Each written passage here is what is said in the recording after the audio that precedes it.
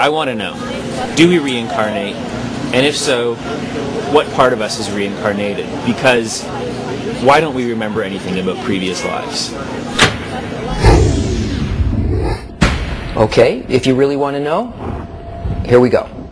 Yes, we do, and reincarnation can be experienced either internally or externally, depending on our conscious involvement and agreement with the force that's developing us. Now, death was inserted into the system as a result of the breaking, the shattering of the first man, of the collective soul. And so each one of the parts of that soul is a so-called individual soul, and it consists of 613 desires to receive just for itself. And each one of these desires is influenced by a constant force of development that's working on it with the purpose of bringing it to its perfected state so that it's transformed into a desire to bestow. And this happens over and over again until all of them are corrected.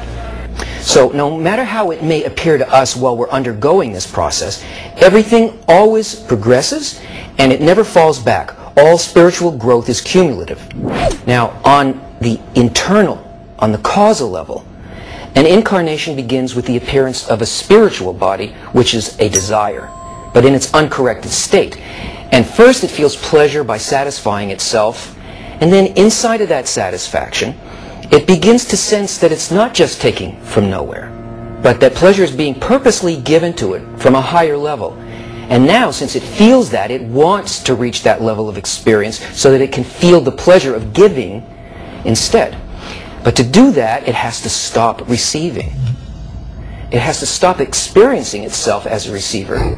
So it's given what's called a screen, an intention that allows it to do that. And this is really the beginning of new life on the inner level, rather than death. Because even though the appearance of each new state is first felt as empty or dark, that only happens because the vessel, the desire, still only identifies and is locked into its old definition of life and pleasure, the one that's trying to leave. So even though what's coming is bigger and better, it's so opposite a perception that we don't feel like there's anything there. Now let's look at the unconscious physical level. Here, the exact same mechanism is perceived as a mysterious, intimate inner quality that clothes in a succession of protein bodies, each with its unique talents and personality, appearing and disappearing one after another over thousands of years. And with each cycle of death and birth, it completely forgets the conditions of its former life, because if it's going to encompass change and attain a higher level of reality, it won't be in that mind, because reality won't fit in there. And what it's been, how it's developed, and each past life accumulates as its innate nature. And a new mind functions as the operating system necessary for its next stage of development. So what part of us reincarnates? The individual soul, in the process of realizing its connection to the collective soul, is the basis of that inner part, the I. And the body exists in this world only to help it elevate and attain its true state.